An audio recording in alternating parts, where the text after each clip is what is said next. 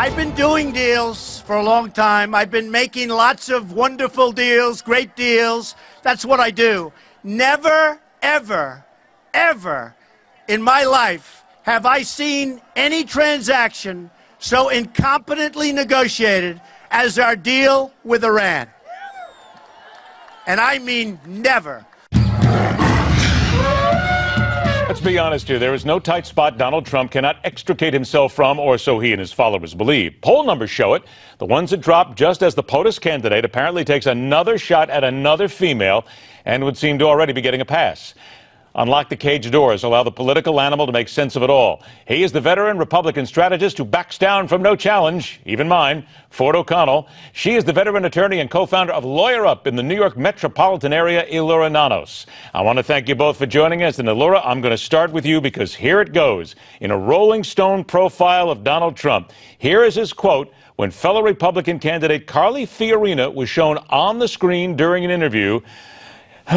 Look at that face. Would anyone vote for that? Can you imagine that? The face of our next president? I mean, she's a woman, and I'm not supposed to say bad things, but really, folks, come on, are we serious? Elura, as a woman, how offended are you by what he said? I mean, I'm not offended because I'm a woman. I'm offended because I'm a thinking human being. I mean, this is an example of Donald Trump's mouth just going before his brain has had a chance to engage. I mean, if this is the best that he can say about a serious political opponent, then we're really in trouble. I mean, it was a ridiculous comment, and at least he's smart enough to know now that it's time for him to backpedal because, you know, simply calling your opponent ugly is not really good enough for a presidential election. Ford, I know you're going to come out on this one and you're going to hammer away at it, but look, this was a foolish thing to say. It really was unnecessary, and no matter how you slice it, this is an insult. He's taking somebody's looks to work here, running against somebody for president. This is not what a president does, Ford. Come on.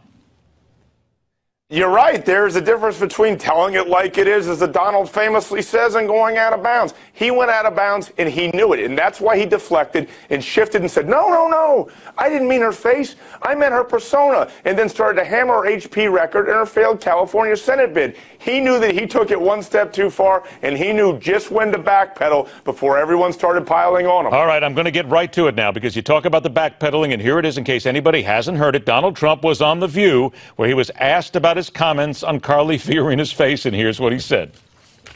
I'm talking about her persona. She failed miserably at Hewlett-Packard. She failed at Lucent. Before that, she was at Lucent. She then ran for the Senate. She lost in a landslide. Now she's running for president. I'm talking about her persona.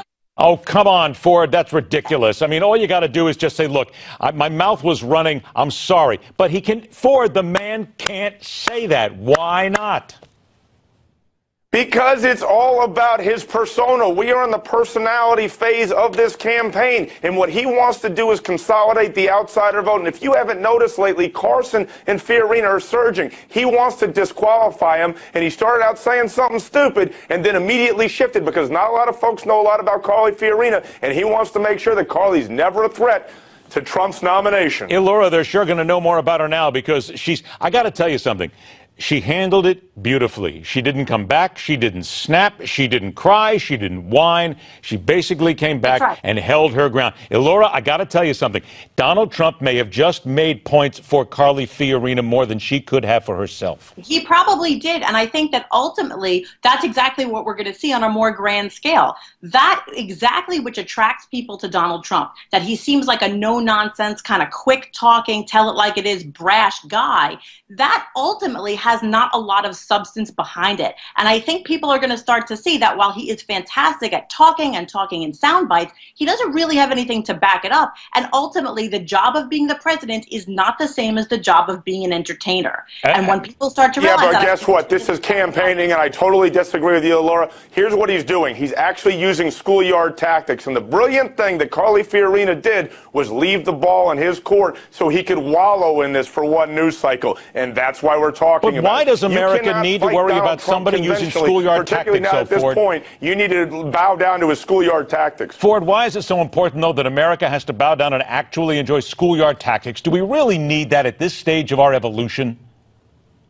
Yes, because most people aren't paying attention to this stuff. They're watching the NFL tonight because it's the opening game. It's all about TMZ and HBO. We are talking about something that very few Americans, particularly under 35, pay attention to. Elura, he's got a point.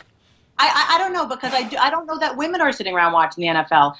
Women are wait a minute. More women watch the NFL than you think. That's the biggest audience right now. The NFL.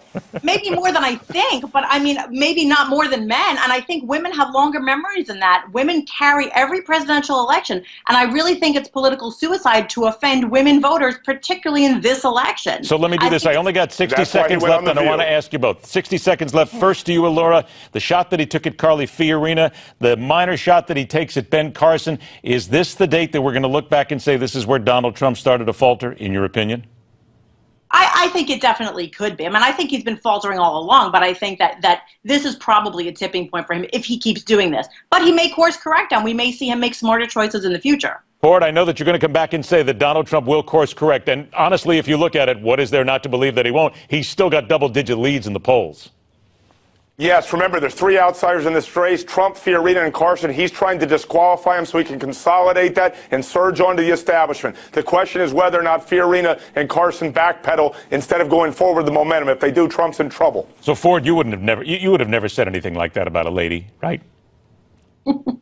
Absolutely not. Smart man. I wanted to be sure. There you go. And I knew Elura was waiting for it, but I wanted to give you the chance. Ford, O'Connell, Elura Nanos, thank you so much for joining us. Always a pleasure to have you both on the show. I mentioned Ben Carson a moment ago. Don't forget to get your copy of Ben Carson's book, One Nation. It is absolutely free. First, call 800-655-7567 or go online, newsmax.com/Ben. Stay with us. The fastest 60 minutes in news continues.